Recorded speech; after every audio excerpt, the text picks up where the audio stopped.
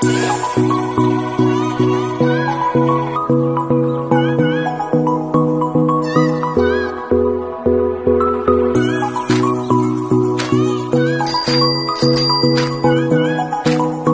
morning! Tayo nang magluto ng lagat na hito. Nakahingi tayo ng hito ng isang gabi. So, pinabiay natin para ngayon natin iluluto. O kahit may isda ang kananay, nakuha ko pa talagang mamingwet. Ay nakakuha ng isang pirasong tilapia. O ito yung uulamin ng aking estudyanteng bunso. Sunog na ang kawali. Lagay muna natin yung ating tilapia. Unahin natin iluto. Sa mahal ng bilihin, kung saan na lang natin pinrito yung ating tilapia, dyan na lang natin igigisa yung ating ilulutong lagat na hito. Sa Kapampangan, lagat na ito. Walang hatch.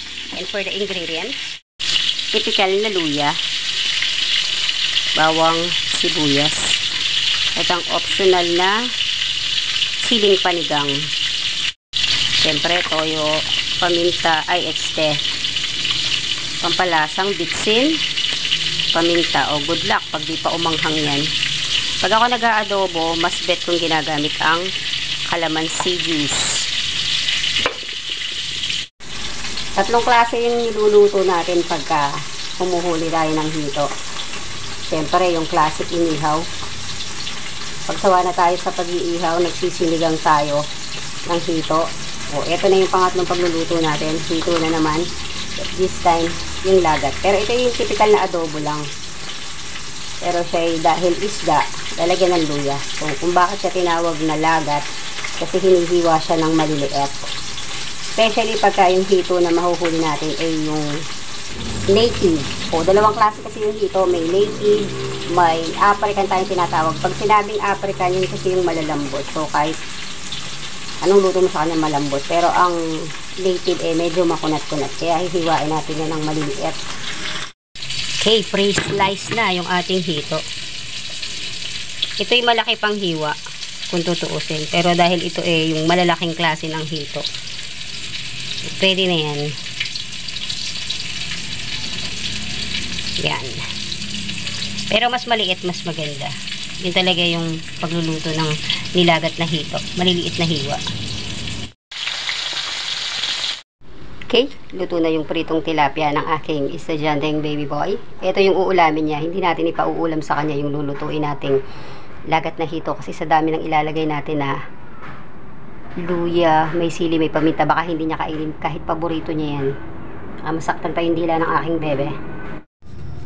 Okay, mainit pa yan. Kaahon lang ng ating prito. Kung sa mahal lang bilihin, doon na lang tayo sa pinaglutuan. Luya. Turo sa atin ng heat with fern. Laging una ang luya. Yan, ilagay na rin natin yung bawang at sibuyas. Ito yung simpleng gisa-gisa lang. Ang Kapampangan talaga pag nagluluto, laging nakagisa.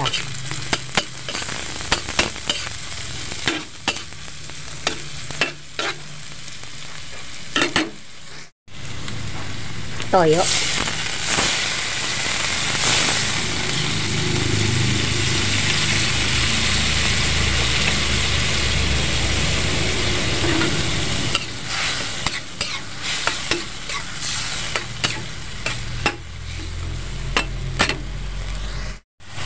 Lagyan na natin yung ating karning hito.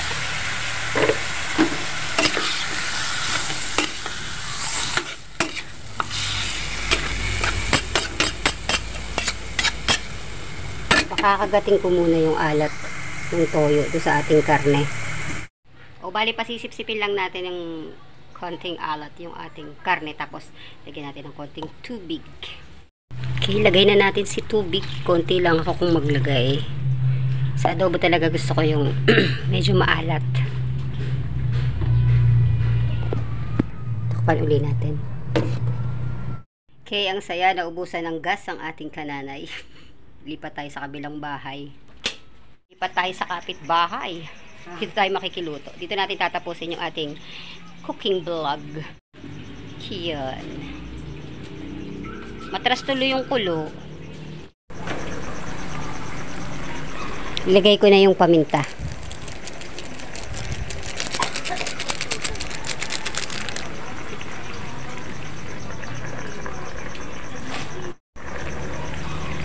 pampalasa.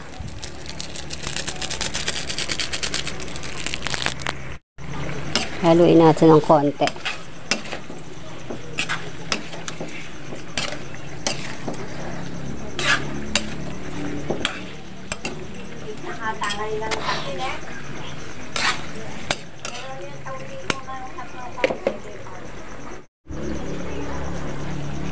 Sa lalaki ng slice ng ano, akala mo talagang karne.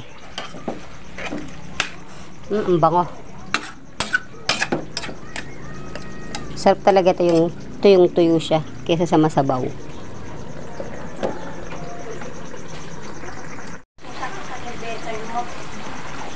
Lagay na natin yung calamansi extra.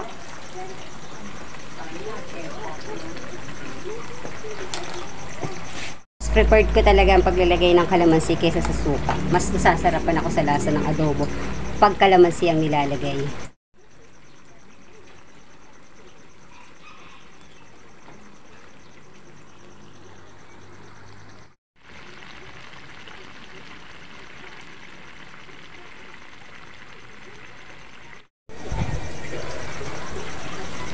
Gina natin yung siling panigang. Ito na. Bigyan lang natin ng sharing natin dito sa ginamitan natin ng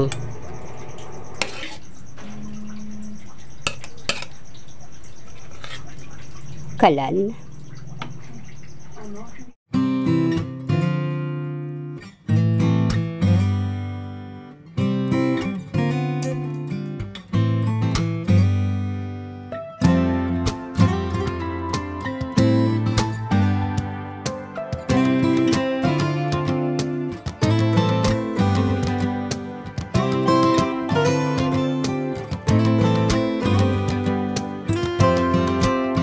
And special thanks nga pala sa aming bebe boy, Erickson Texon, sa pagsishare ng iyong hito. And that's it for today's video, mga kananay. I'll see you guys next time. Bye-bye!